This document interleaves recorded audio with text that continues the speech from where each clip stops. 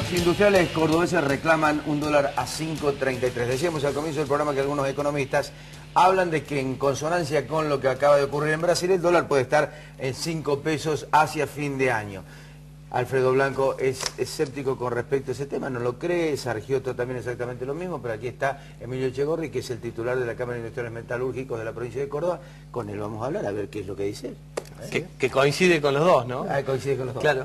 El 533, ¿de dónde sale? El 536 sale de un estudio también que hacemos con Gastón, que es un observatorio, en el cual le preguntamos a los metalúrgicos de Córdoba si es competitivo o no con el tipo de cambio actual. Ese dato históricamente ha venido dando un 45% dice que sí, un 55% dice que no. Se nos ocurrió en una vuelta preguntarle si bien se conseguía un producto del que él hacía importado acá, o si no se conseguía, para ver si era transable o no, y descubrimos, claro, que los que dicen que son competitivos con el tipo de cambio actual eran no transables. Entonces, claro, ellos no tenían ningún problema. Ahora los transables la mayoría tenían problemas. Y siempre le preguntamos a cuánto cree él que tendría que estar el tipo de cambio para recuperar su competitividad. Ese es el número de donde sale, y sale de un estudio donde se pondera según los números que fueron respondiendo, y nos dio 5.33, por un mecanismo que propuso Gastón en su debido momento. La Cámara, ¿qué decimos? La Cámara, nosotros lo que vemos es que no es tan fácil tocar nuestro tipo de cambio, porque nosotros cuando lo analizamos históricamente, una cosa fue tocar el tipo de cambio en el 2002 con la economía parada, claro, donde no se iba a ir a precio porque nadie vendía nada, y otra cosa es con la capacidad instalada con niveles muy altos, con la economía muy rápida, tocamos el tipo de cambio, y con los sindicatos que no han sido buenas negociaciones todo este último tiempo. Entonces, cuando uno devalúa, lo que más toca es el trabajo, es el valor agregado, ¿no? Porque los demás son commodity y tienen precio internacional. Entonces, si solo voy a tocar eso y los sindicatos, no estoy pudiendo generar pactos con los sindicatos para que no se vaya a inflación inmediatamente, no tendría efecto. Entonces, la otra herramienta que nos queda es, bueno, tenemos la presión tributaria récord. Bueno, a ver, a los sectores transables, ¿de qué manera el gobierno podría dar aliciente, sacar el impuesto al cheque, exposición por inflación, bajarle IVA, que tomen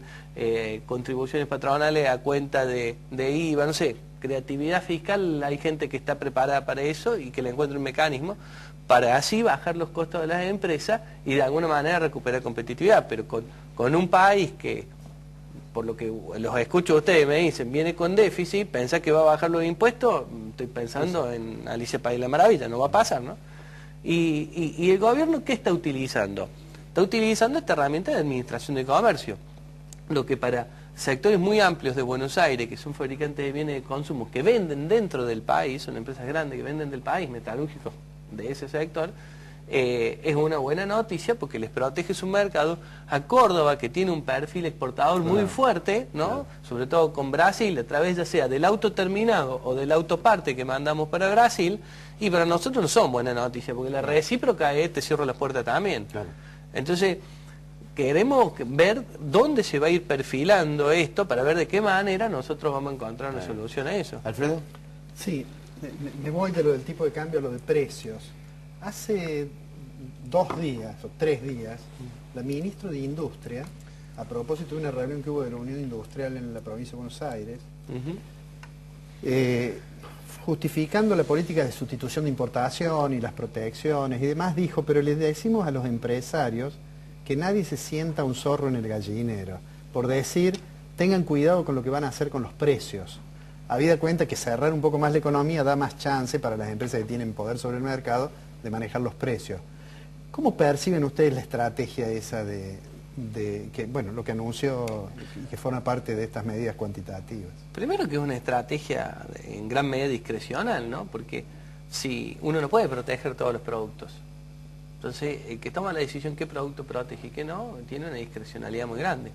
Yo te doy un ejemplo, las luminarias está liberado, o sea, no tiene licencia en automática el producto terminado. Pero los insumos con los cuales se construye, que muchos no se fabrican acá, tienen licencia en automática. Entonces, es una trampa para los fabricantes de luminaria, muy peligrosa, ¿no? Entonces, ¿qué pasó? Bueno, grandes fabricantes de uno de esos insumos hicieron el lobby adecuado en su momento. Entonces, eso la verdad que deja un panorama donde no es cazar. Hay veces te toca hacer gallina en este juego que tenemos ahora, ¿no es cierto? Y están los cazadores dando vuelta. ¿Néstor? Sí, de por sí, más en el plano industrial, la complejidad de los productos es tal que generalmente esas políticas chocan. Uno lo puede decir en los luminarios, lo puede decir en los bolilleros que protegen la de los bolilleros de bolitas y no los de rodillos, y de pronto la industria se encuentra con que rápidamente el exterior se adapta, o sea, entran de China los productos que no se tapan y es muy difícil encontrar en su plano interno una contraparte inmediata. O sea que cualquier política así discrecional choca con la dificultad de hacerlo efectivamente en la práctica. Ahora voy a la pregunta. El punto es que en la medida que uno sepa que de Brasil no sabemos qué va a hacer, aunque uno puede presumir que Brasil no va a seguir devaluando demasiado aceleradamente porque va en contra de lo que viene haciendo su política. Y uno puede también presumir que Argentina no va a llevar el dólar mucho más allá, inclusive hasta puede pensar que después del 24 lo planchen por debajo de los niveles actuales. ¿Qué medida se pide? Porque esa es la foto. Si piden 5.33, 5.37, pero el tema es, la foto va a ser seguramente esto. A ver, en cuanto a lo de Brasil, pido a ver, analizamos lo mismo de ustedes. Creo que ha habido otros saltos del real en este último tiempo, entonces cómo se comporta a los próximos días, ¿no? ¿Por qué asusta más? Porque viene anunciado junto a un paquete de otras cosas y donde hoy el tema de la competitividad de Brasil es un tema de agenda entre los empresarios de la FIESP. Lo están discutiendo todo el tiempo, entonces a uno hoy le da un poco más de miedo que esto sea pasar a otro escalón de competitividad. Los mercados financieros se mueven muy rápido, esto se ajusta muy rápido. En los productos no, cuando estás en bienes reales, donde vos tenés que desarrollar un proveedor, trabajarlo, la decisión no se toma de cambiarlo hasta que no se define la tendencia, ¿no es cierto? Cuando se define la tendencia, los actores económicos se empiezan a acomodar en eso y nos saca el juego. Entonces hay cierto margen para moverse y para ver cómo uno lo va a trabajar, y es ahí donde nosotros no queremos marcar las medidas. Entonces nosotros cuando decidimos sacarlo de los 5.33 como algo que piden, es marcando claramente que nuestro sector, el metalúrgico, necesita hoy de alguna manera un aumento de su competitividad en razón de ese tipo de cambio. Yo no te voy a pedir la herramienta porque no somos profesionales, nosotros hacemos autopiezas, hacemos autoparte, maquinaria agrícola. Digo, hay gente especializada para tratar de pensar cuál es la herramienta que menos daño genera en la economía y proteja nuestros sectores industriales que tan importantes son para el empleo. ¿Qué vemos? Como decía recién, a ver, tipo de cambio, una estrategia. Otra, presión impositiva. Otra, de alguna manera, generar marcos para que se puedan dar acuerdos salariales. Venimos con una inercia del 30%. ¿Qué va a pasar ahora? Todos dicen que se ha establecido un tope del 18%. Sí, macanudo. En el último año tuvimos, al fin del año pasado, el acuerdo social con la UIA y la CGT. Cuando me preguntaban qué iba a pasar, y nada, porque los acuerdos se sientan en las instituciones, sin un Banco Central, sin un INDEC y sin un Ministerio de Trabajo que esté funcionando bien, cualquier acuerdo cae en saco roto. Porque no hay forma de referenciarnos a un índice claro. No hay forma de tener un banco que realmente proteja de la inflación en la moneda. Y después tenemos un Ministerio de Trabajo que es una escribanía de los sindicatos. Entonces nosotros, no hay acuerdo posible. Pasó eso, no funcionó. Cuando arregló Moyano este año en el 24 y pico, todos dijeron, bueno, el techo. Fue el piso de todas las que siguieron. Claro, claro. Entonces, claramente que hoy digan, bueno, porque vamos a establecer el 18, es un calma chicha para aquel que quiere ilusionarse que están haciendo algún tipo de medida para adelante. Yo veo que estamos en una situación complicada, yo lo decía, nosotros estamos largando una feria como la Metal Expo, no podía ahora salir a generar problemas porque la idea es que hagamos negocios, porque eso nos fortalece. Claro. Pero claramente, si no se toman las medidas adecuadas del gobierno, va a tener problemas. Ahora, ustedes piden competitividad. Si el dólar se mueve, y esto va para toda la mesa, digo, a 5.33 o a 5 pesos, eso inevitablemente se va a trasladar a precio. Es decir, Brasil, con relación a la Argentina, tiene una economía mucho más diversificada en materia de producción que la nuestra. Si nosotros dependemos exclusivamente de 1 o 2 sectores o 3 sectores, que son los más importantes, y dependemos de Brasil de colocar los productos industriales en Brasil. Es decir, que Brasil puede o no depender de lo que puede llegar a ocurrir aquí. No va a desbalancear su economía en esta relación que tiene con la República Argentina. El problema es, y pregunto, ¿cuál es el equilibrio? ¿A dónde está el punto? Yo tengo... del Por equilibrio? eso la palabra equilibrio, hay un economista famoso que se llama Joan Robinson que decía que el equilibrio está en los libros, además de la cabeza de los economistas, digamos.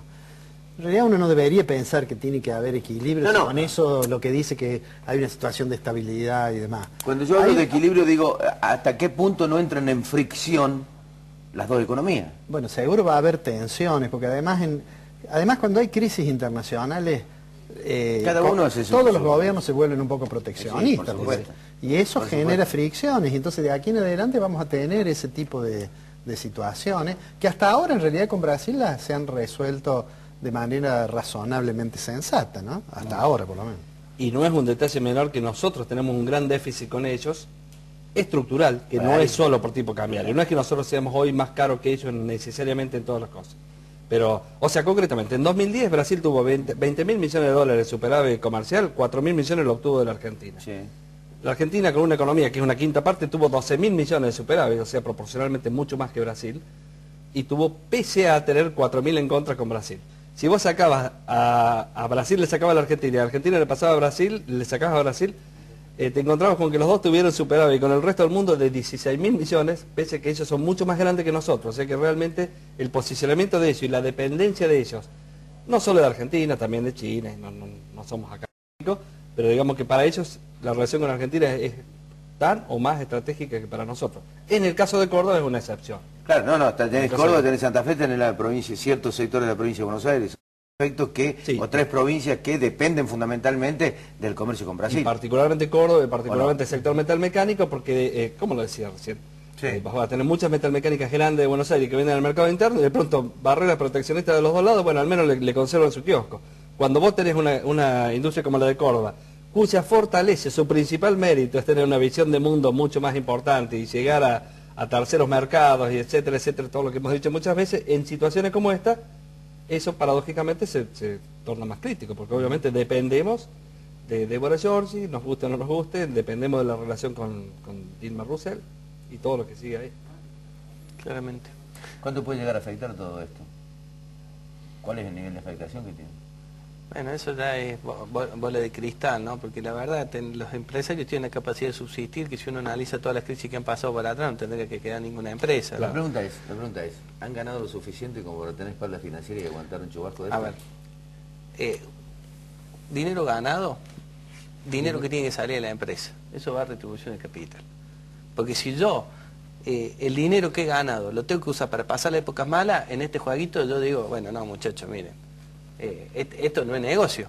Es lo mismo que yo le diga, ¿saben qué? El sueldo que yo le... mío que vos invertiste para producir, y si no producís, es decir, tenés un capital ocioso, y si tenés un capital ocioso, tenés un problema laboral, de empleo. Si acá los fondos Pero, por anticíclicos son supuesto. a escala de país, debería ser en un caso como Argentina, un fondo anticíclico. Pero terminan siendo costos que pagan los privados permanentemente. Porque al no tener un fondo, terminan sacándote una doble indemnización, terminan sacándote herramientas para trasladar el costo que tendría que tener un país con un fondo anticíclico, que hubiera sido una herramienta fantástica, la enfermedad holandesa que tenemos nosotros, Sí, y hubiera equilibrado muchísimo toda esta expansión que tenemos, y tendríamos un país mucho más ordenado, creciendo a un 6, a un 7, no a un 9 quizá.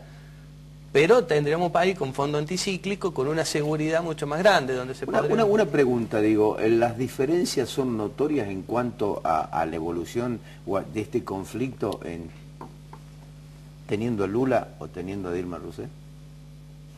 No, yo me resisto siempre a contestar esas cosas porque son ejercicios de historia contrafáctica.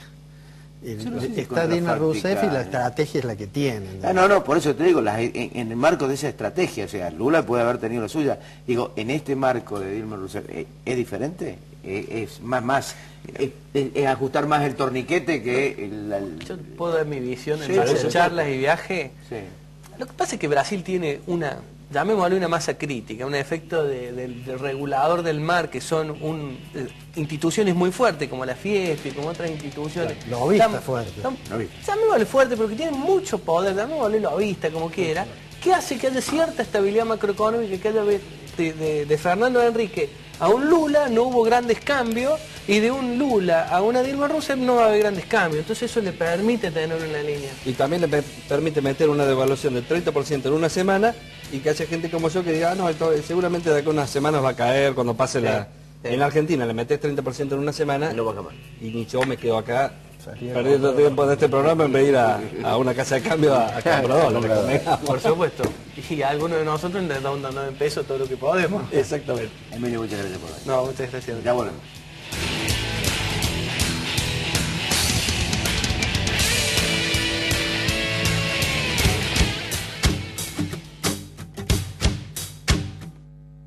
La calidad, nuestra pasión. La satisfacción del cliente, nuestra obsesión.